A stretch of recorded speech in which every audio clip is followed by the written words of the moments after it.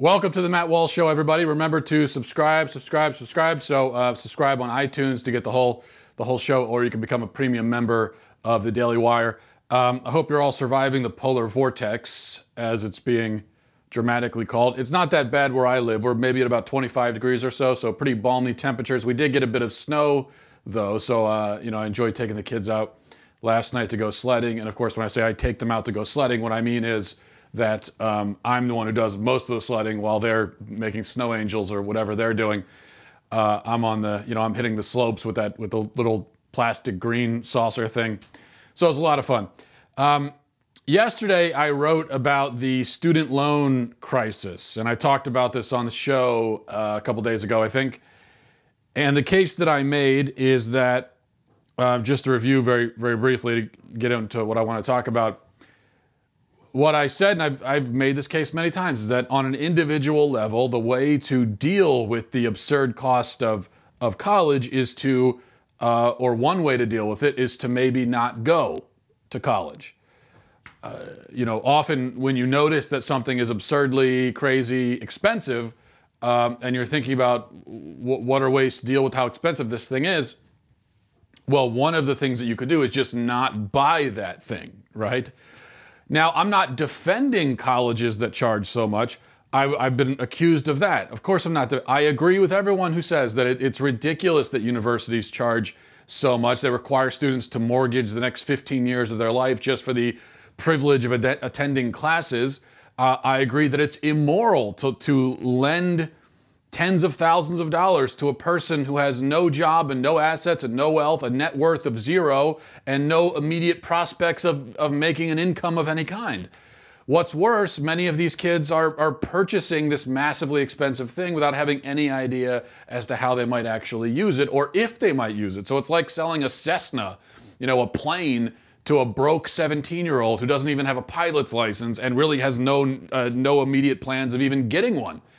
So the whole system is ludicrous and unethical and in too many ways to count. But what frustrates me is that when we have this conversation, what frustrates me is it's not just the victim mentality of the college grads who did, after all, sign on the dotted line and agree to the terms of the loan, even if it is a loan that they never should have taken out in the first place.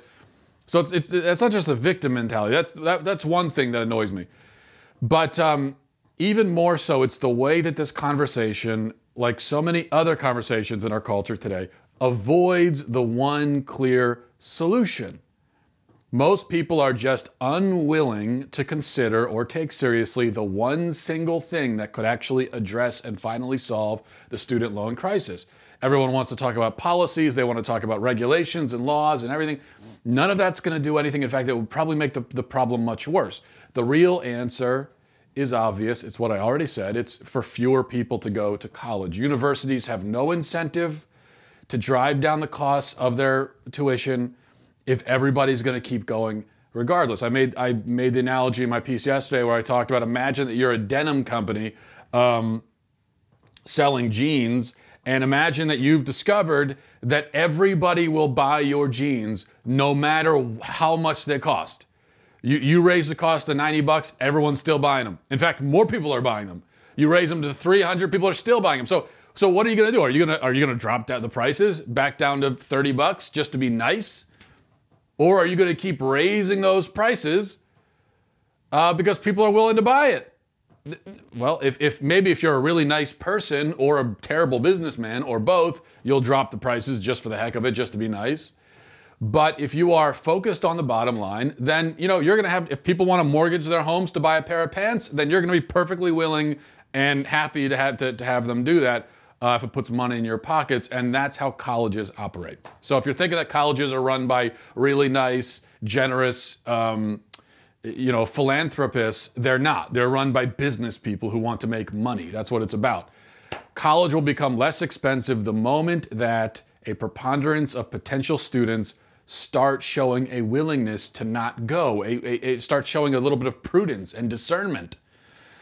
I'm not saying that everybody should avoid college because the prices are so high. If you want to be an architect or an engineer or a doctor or a lawyer or something, then obviously in those cases, the cost of college, even as high as it is, might be worth it. But if you know that you want to get into a line of work where the degree isn't necessary, then obviously you shouldn't go. And most importantly, if you have no idea what you want to do with your life, if you have no clue what your skills are, your passions, your interests, if you have no real 5 or 10 year plan at all at this point, then the last thing you should do is sign up for this massive loan to buy a thing that you aren't even sure if you're going to use.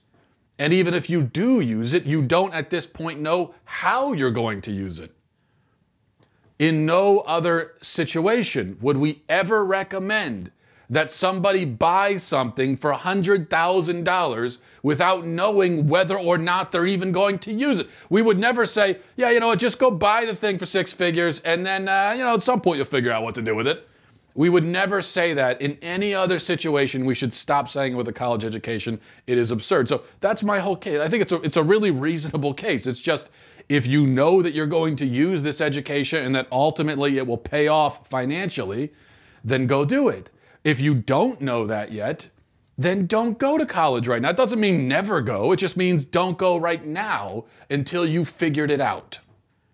Really reasonable point of view, I think. And this is I don't know why I just did this with it. I'm doing the Donald Trump. I'm developing Donald Trump's hand mannerisms for some reason.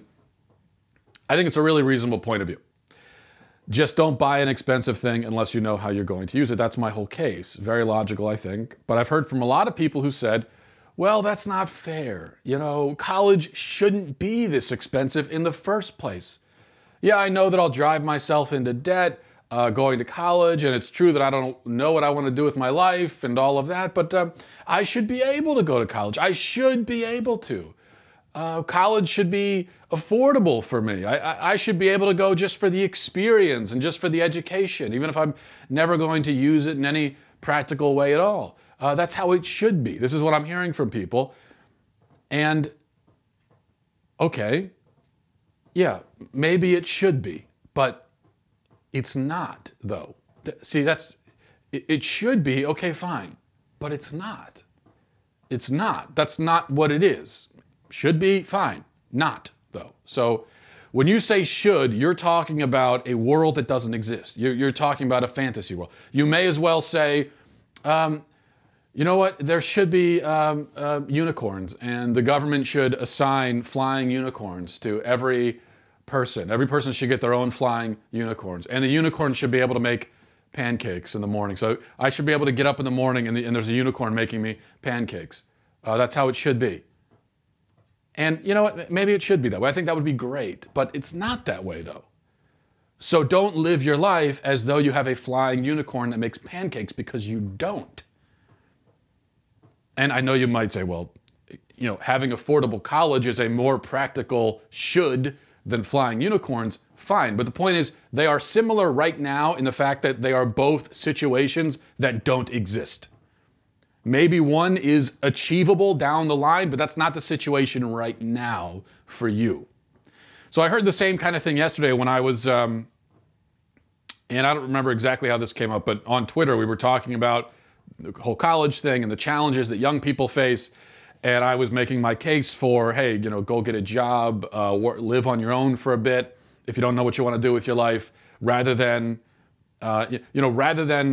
signing up for this loan and going to pay to do this really expensive thing. Instead, you could spend that time of discernment working a job and making money and living on your own, gaining life experience, actual valuable life experience. Because the life experience you get in college, I know you say, well, college is an experience, but the life experience you get there is basically, I know it's easy for me to say because I didn't go, but it strikes me that it's basically worthless. It's not, the day-to-day experience of being in college, you're not ever going to have anything like that again.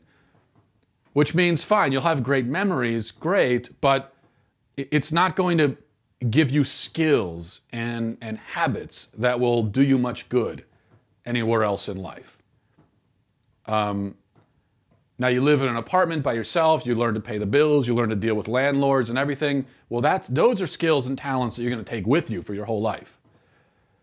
But whatever skill you develop with living with a roommate in a dorm, partying and stuff, I mean, I know it's fun and memories are great, but I don't know if you should drive yourself into 6 figures of debt to make memories at this point of your life, or ever, really, actually. So rather than that, you could go and get the life experience and make some money and develop skills, build your resume while you're discerning and figuring out what you want to do. And so I was saying that, and a bunch of people said to me, well, I'd love to, but there are no jobs around where I live. There are no jobs. Living expenses are very high. What am I supposed to do? There's nowhere to work, and I can't live anywhere because it's so expensive. I'm living at my parents' house. And so I said, well, then move. Move to a different place. It's a big country. There are lots of places that you could potentially live. So just move to a place with low costs of living and more job opportunities. Those places do exist. There are a lot of places like that. And it's a really exciting thing because America is like, I don't know, it's millions of square miles of land, and you could go anywhere. You can go literally anywhere you want. So go somewhere else. But once again, I got the same kind of response. People saying, well, that's not fair. That's not how it should be. It shouldn't be that way. I shouldn't have to move. I shouldn't have to move. I should be able to stay where I am. I've got my family here my whole life and my friends, and this is where I grew up, and this is the town that I live in. I shouldn't have to move. I want to be close to family. I should be able to be close to family. People should be able to stay where they are. That's the way it should be. There's a problem in society when everyone has to leave and disperse and families are broken up. This isn't how society should be. I agree. But that is how society is. Okay, it shouldn't be, but it is. So that's all. It just is. This is something I notice with millennials a lot, okay? And I'm not generally a millennial basher. I am a millennial myself. And as I've said many times in the past, our generation did get screwed by previous generations. There's no question about that. The baby boomers drove this country into bankruptcy. They ruined most of our institutions. They left the institution of marriage in tatters. And look what they did with government and media and academia and everything. The baby boomer generation is a generation of, generally speaking, not for all of them, but generally speaking, it's a generation of selfishness and financial irresponsibility. And they are, in general, leaving the country in worse shape than they found it, which is the ultimate indictment on any generation. It's, how did it look when you got it, and how does it look now? And the baby boomers inherited a pretty good situation, a pretty prosperous situation, and that's not the situation they're leaving behind. So they have little room to criticize anyone, and I'll be the first to say that. But that said, there are some legitimate criticisms of the millennial generation, and this is one of them. The refusal to deal with reality, a refusal to acknowledge how things are. This insistence always on saying, but it shouldn't be, it shouldn't be. College shouldn't be so expensive. Living shouldn't be so expensive. I shouldn't have to move. It shouldn't be this way. But it is. And you do have to deal with it. And that's just all there is to it, I'm afraid, right now. People don't like my plan for dealing with student debt because they say that we need policy changes and everything else. Okay, even if I agreed with that, and I don't really, but even if I did, that doesn't change the immediate situation. And I'd rather talk about what can a person do right now, in this exact moment. An individual person who is looking at the situation as it currently stands, what can they do? Should they be lobbying Congress? Is that the way that they should personally be dealing with the situation? No. So that's the thing with a lot of people in my generation I've noticed is just an absolute refusal to simply deal with things and cope with things as they are. And so you end up with a lot of millennials who just stay at home or they stay in their hometown, they whine and they complain and they just tread water and run in place and do nothing while whining about how things should be. Well, that's not how you change things. And if you notice that the environment and the society and everything around you, it's not how you want it to be, well, you can't immediately do anything about that, but you can do something immediately about your own situation. That's the thing that you can immediately grab a hold of and change, so do that. And then there's just this general resistance people in my generation have often to moving to a different town to pursue opportunities. I don't understand. I can't wrap my head around that. Do you expect the opportunities to just come to you? What's the plan exactly? To sit there pouting until the situation improves?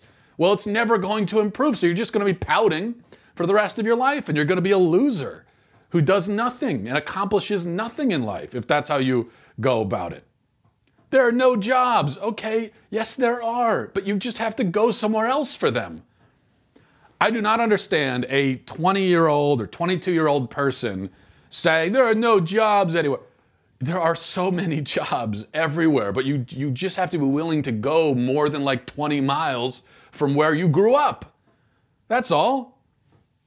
Go work in North Dakota go work on an oil rig in North Dakota, make 6 figures and live in a place where the living expenses are almost like non-existent.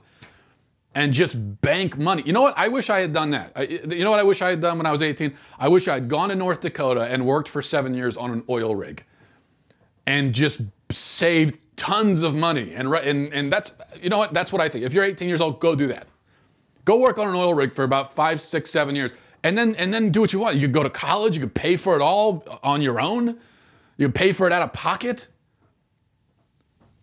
Or something. I mean, there are so many different things you can do that, and especially when you're young and you don't have kids. Now, when you have kids and you have a family, the situation becomes a little bit more complicated. Although even then, look, I've moved I moved out of the house when I was 20, and including that move, I've moved 5 times in the last 12 years, and 3 of those times when I had kids. It's a lot harder when you have kids.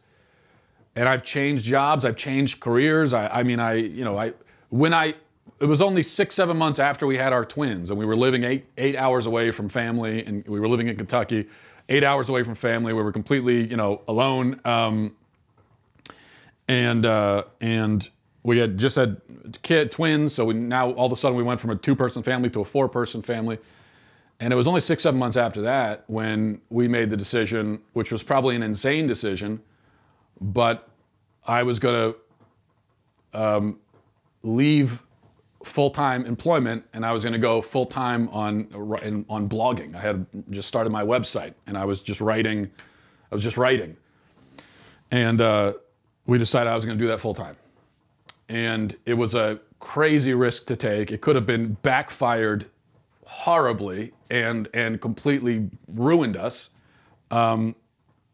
But it was a risk we felt like we should make, and in the end, it paid off. But so the point is, I'm not just saying this. I've been through that myself. I've taken the risks. I've had, and I know that moving is hard. The first couple of times I moved, I had no money, and so you've got very little money. It's like you can't even rent a U-Haul hardly. When you get to a place, you've got to put a down payment on an apartment and all that, and so. If you've saved money, then maybe you have enough to get the U-Haul and to put the down payment, but then you're gonna have no money. And so you better be able to get a job, and then you're kind of climbing out of that hole. It's a difficult thing to do, but it can be done. And so sometimes you have to do difficult things. And my point is, when you have no kids and no family, it's like you could do anything. You could go anywhere.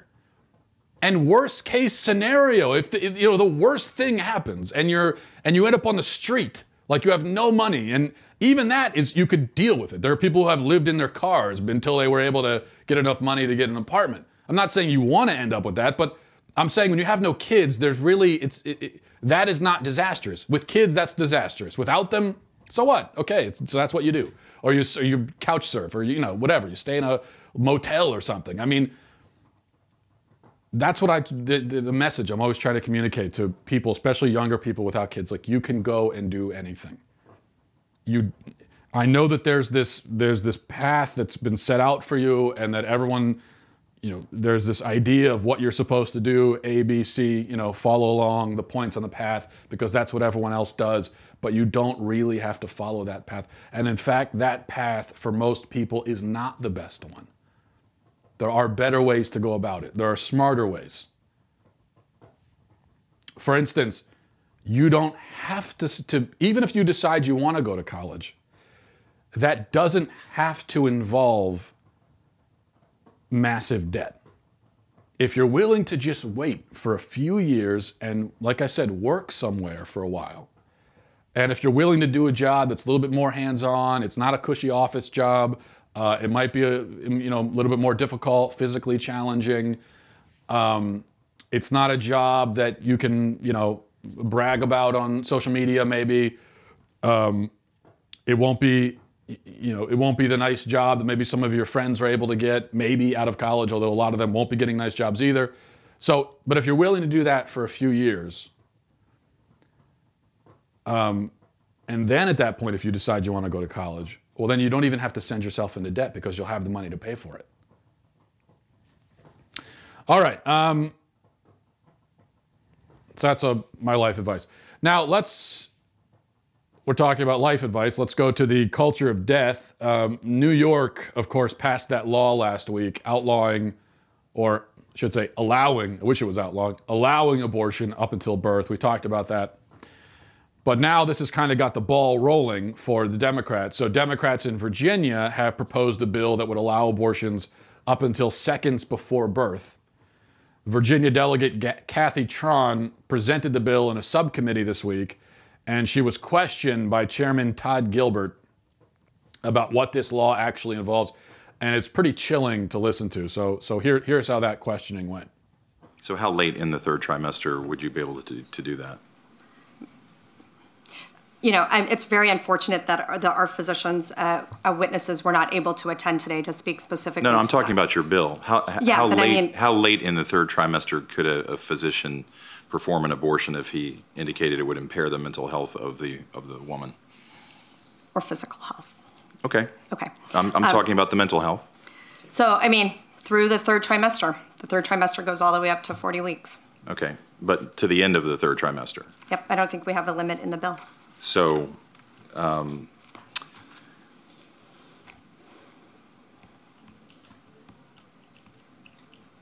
where it's obvious that a woman is about to give birth, she has physical signs that she is about to give a birth, would that still be a point at which she could request an abortion if she was so certified? She's dilating. Mr. Chairman, that would be a decision that the doctor, the physician, and the woman would make. I understand that. I'm asking point. if your bill allows that. My bill would allow that, yes. So very disturbing. A baby that is mere minutes away from birth, a fully healthy, viable baby, can be aborted at the behest of a fully physically healthy woman moments before birth, if she feels that her mental health would be harmed by the birth of her child. Meanwhile, you have Democrats in Rhode Island who are working on a similar bill, except theirs would allow abortion up until birth, so same as New York, same as Virginia, but it would also repeal the partial birth abortion ban in the state. Okay. Now, partial birth abortion is banned on the federal level, so even by overturning the ban in Rhode Island, that doesn't mean that they're actually going to be able to perform partial birth abortions legally.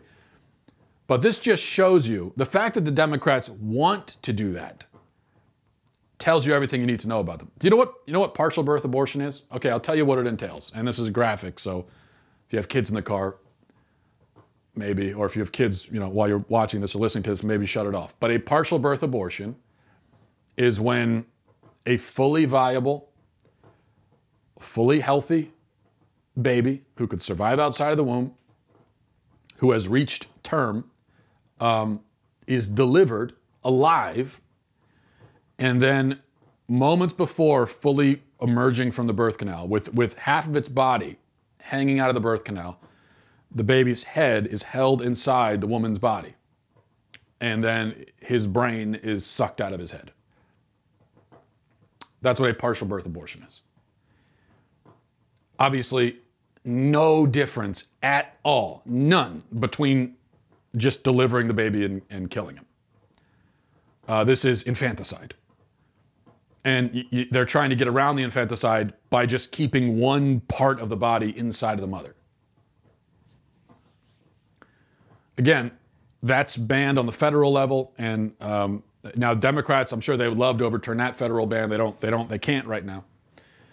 But this is where Democrats are. These are bloodthirsty, evil lunatics who support this kind of thing. And it just goes to show the Democrat Party is becoming more and more radical, especially on the abortion issue. They are, they're not moderating their stance or going to the middle or anything like that. Which is why, in opposing them, we have to be just as radical on the other end of the spectrum, on the good end of the spectrum, on the life-preserving and loving and protecting end of the spectrum. Because Democrats are saying, well, we want all abortions, partial birth, everything. Abortion for any reason, at any point, up to and even after birth. Because partial birth, that's the birth has happened at that point. So that is really an after-birth abortion. So that's what Democrats are saying. That's what liberals want. And our response has to be no abortions. None for anyone, ever, for any reason. Life begins at conception. Because if you try to moderate, you try to meet them in the middle, they clearly are not willing to do that, and all they're going to do is they're going to keep dragging you further and further and closer to them. They're going to keep saying, okay, yeah, sure, let's meet in the middle. Just come a little bit closer to us. Yeah, come a little bit, come closer. Yeah, no. Just walk a little bit further our way. We'll meet you. Just keep coming. But they never do. And that's how the left has dragged the entire culture further left, because the left keeps going more and more left while kind of beckoning everyone else, come meet us. Let's compromise. Let's find a middle ground. But they keep going left, so that the middle ground is always shifting. I realize I'm saying left, but I'm pointing right, but One other thing about this, I was thinking about it, is Kermit Gosnell is in prison for the rest of his life for killing babies after they were born, and for other things as well, putting women's, he killed at least one woman and put unsanitary, disgusting conditions of his clinic and all that. But the main thing is that he killed babies, probably hundreds of babies after they were already born. But as I said, there's no difference between that. There's no biological, no moral, no physical difference between that and killing a baby moments before birth or even during the process of birth. So really, I guess we should just let Kermit Gosnell out of prison. I think we shouldn't allow Democrats to kind of draw this distinction between Kermit Gosnell and so-called regular good abortionists. There is no distinction. Kermit Gosnell is just an abortionist. He's no different from the rest of them. They're all the same. Now, I would love for all of them to be in prison. I think that's where they all belong. But I don't think we should let the left draw these distinctions and say, no, not Kermit Gosnell. No, he's not different. So really, if the laws were consistent, then Kermit Gosnell, he should have maybe been fined for disposing of medical waste inappropriately, so maybe give him a $500 fine or something like that. But other than that, it's all the same. There's no difference.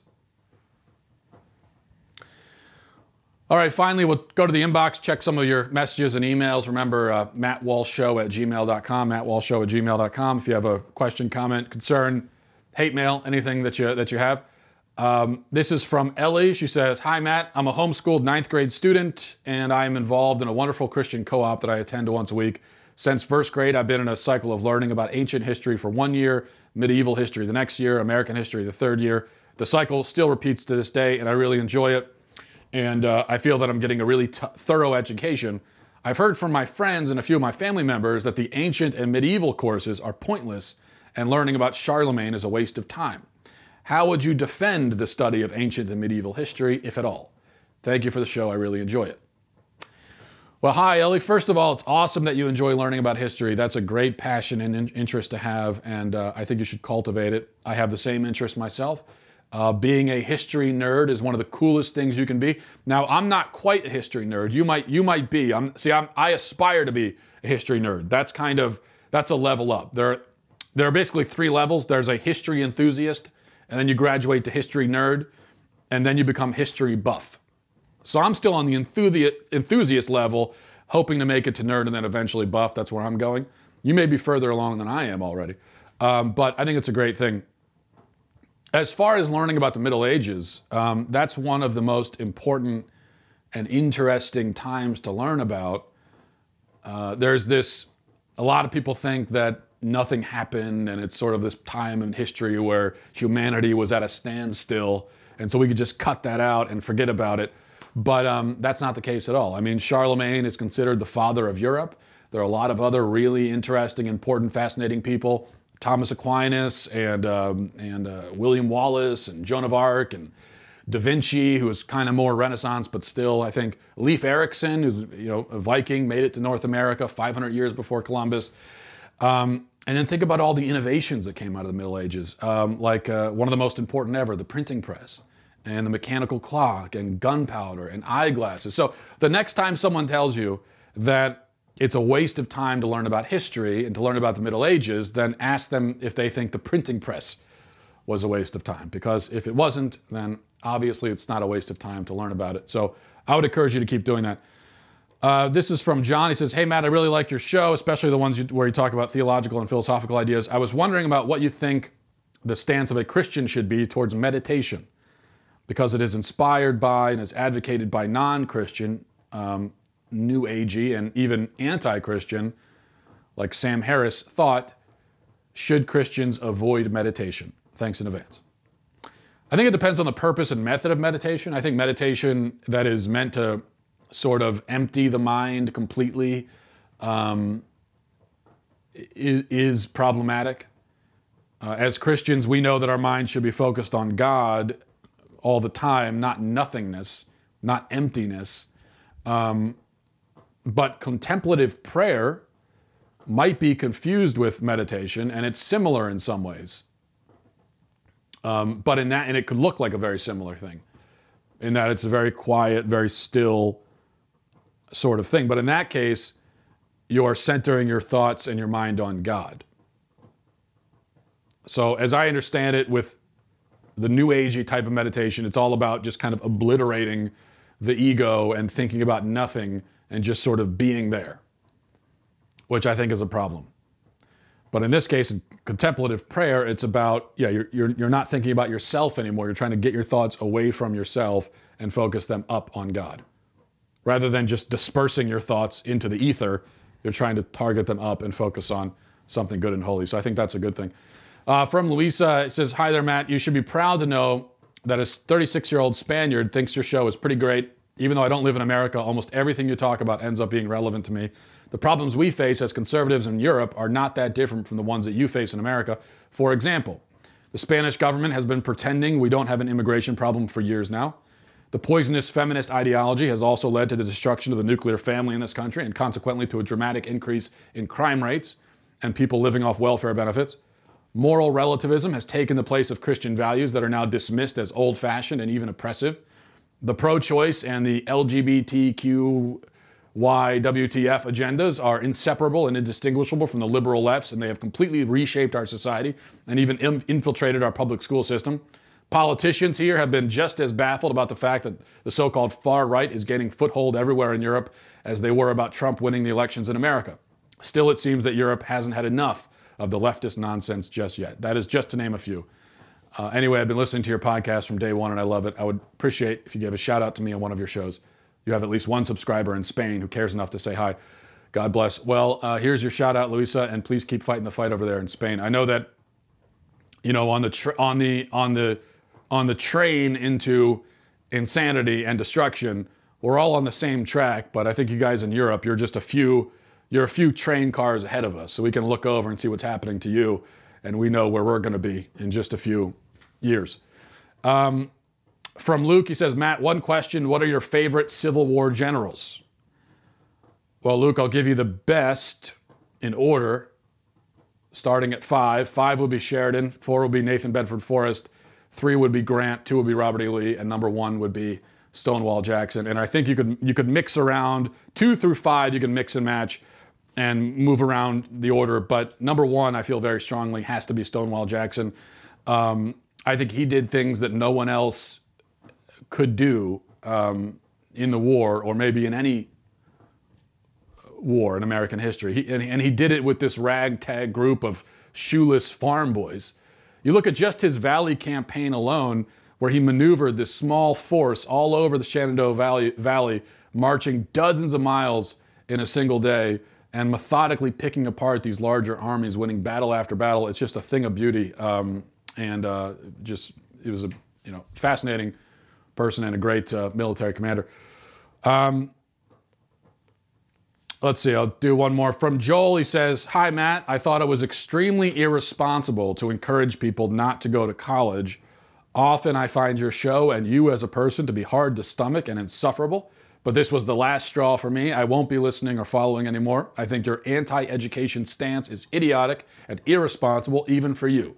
Yes, you got lucky and got to be a blogger for a living, which I'm sure is a fun and easy life, but the rest of us have real jobs, and so we need an education.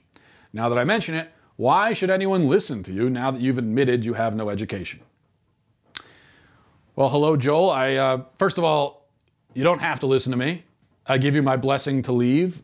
I just ask that before you leave, Joel, please just think of the good times we shared. Don't focus on the bad. Don't focus on the way things ended for us. Just think of the good times. That's all I ask. As far as my lack of education, well, I have made the effort to learn things on my own, which you can do. There are things called books. I've got a few back there. And so here's the interesting thing that I discovered you could do, is you could pick up a book, right? And the book has what's called information inside it. And it's written on, there's these things called words on this thing called a page, right? And then the words are assembled in such a way as to communicate information. And so what you can do without paying anyone $80,000 is you can just pick up the book and read it and find out the information. It's a really fascinating process you should look into. So I was able to do that. But if you feel that a person cannot really know anything unless they've paid $80,000 to walk in the doors of a building that has the word school written on it, then again, you have every right to just ignore me. As far as me being an insufferable idiot, that is a point that I will not dispute. But thanks for watching anyway. And thanks everyone else for watching. We'll leave it there. Godspeed.